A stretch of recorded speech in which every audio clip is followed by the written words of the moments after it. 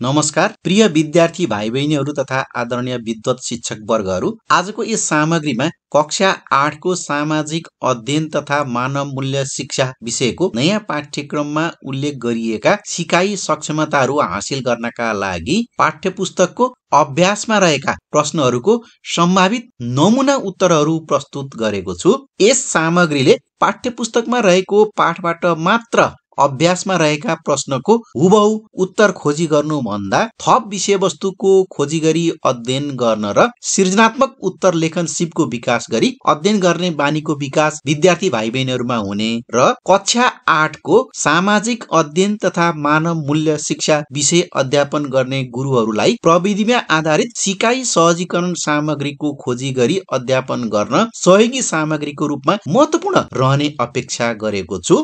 सामाजिक अध्ययन तथा मानव मूल्य शिक्षा कक्षा 8 एकाइ 1 र यसको एकाइ रहेको छ हामी र हाम्रो समाज। यस एकाइका सिकाइ उपलब्धिहरू, विकासको अवधारणा र नेपालमा विकासका सम्भावनाहरू उल्लेख गर्न। दोस्रोमा विकासका पूर्वाधारका रूपमा खानेपानी, ऊर्जा र जनशक्तिको महत्त्व एवं वर्तमान अवस्था वर्णन गर्न। तेस्रोमा नेपालको संघीय राज्यको स्वरूप पहिचान गर्न।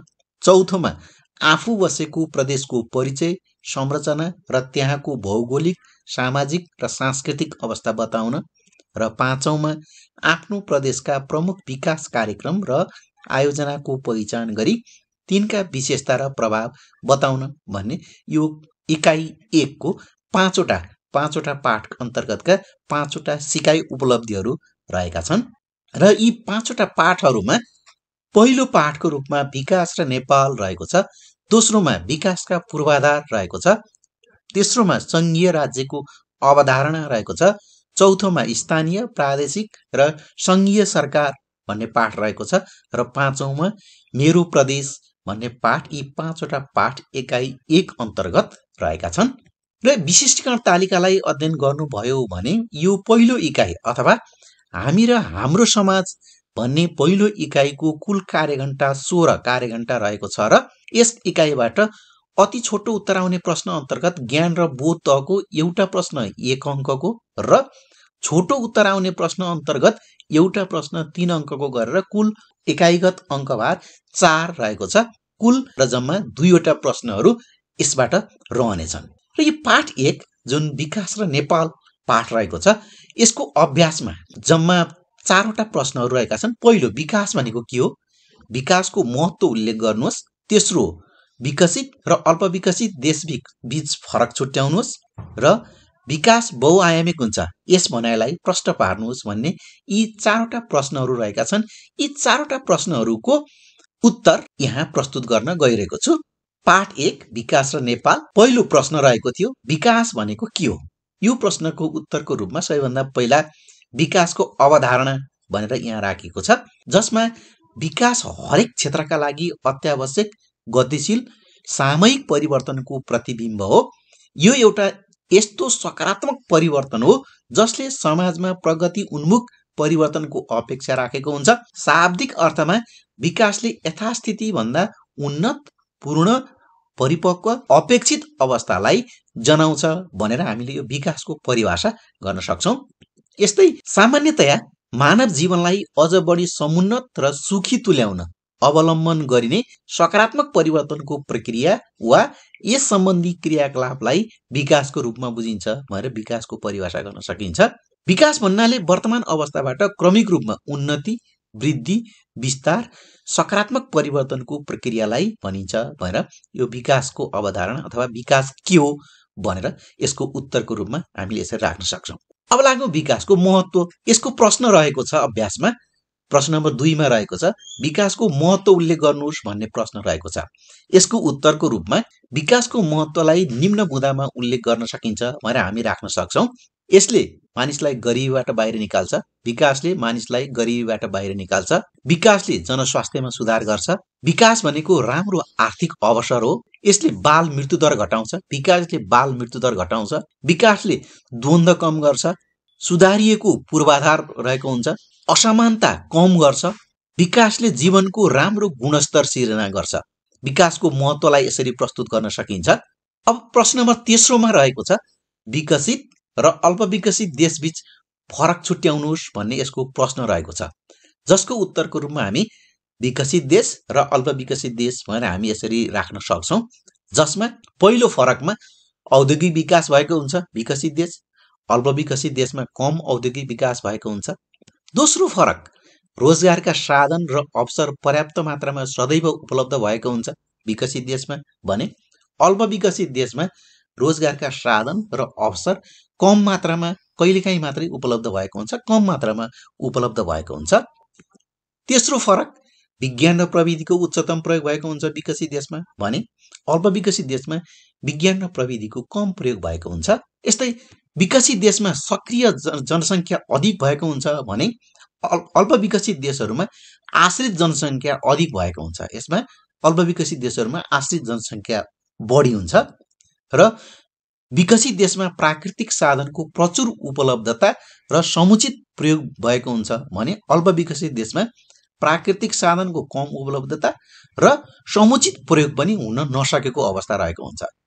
यसरी हामी विकसित देश र अल्पविकसित देशबीच बुदागत रूपमा फरक छुट्याउन सक्छौं।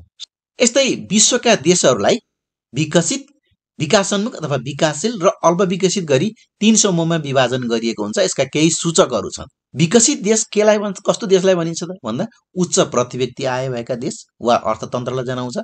तिनीहरूलाई औद्योगिक देशहरू पनि भनिन्छ भने उच्च आय भएका देशहरू र उन्नत अर्थतन्त्र भएको देश भनेर पनि विकसित देशलाई भनेर भनिन्छ। यस्तै विकासशील देश भनेर कस्तालाई भन्ने त विकासशील अवस्था भन्दा विकासको क्रममा अघि बढेका तर तीव्र विकास भइ नसकेका अथवा नभइसकेका देशहरूलाई विकासशील देश भनेर भनिन्छ भने अल्पविकसित भनेर आर्थिक सामाजिक विकासका सूचकहरू कमजोर भएका र मानव विकास सूचाङ्क तल्लो बिन्दुमा रहेको अवस्था अल्पविकसित अवस्था भनेर यो विश्वमा देशहरूलाई विभिन्न 3 समूहमा विभाजन गरिएको हुन्छ। यी विकसित देश, विकासशील देश र अल्पविकसित देश भनेर हामी विभाजन गर्न सक्छौं र यसको परिभाषा पनि यसरी परिभाषित गर्न सकिन्छ। जस्तो अब उदाहरणहरू विकसित देश कुन कुन हुन्, कस्ता देशहरूलाई विकसित देशको रूपमा राखिन्छ त भन्दा संयुक्त राज्य अमेरिका, ब्रिटेन, रुस, Australia, Belgium, Canada, Denmark, France, Germany, New Zealand, Norway, Sweden, Switzerland, Japan जस्ता देशहरू विकसित राष्ट्रमा गणना हुन्छन्।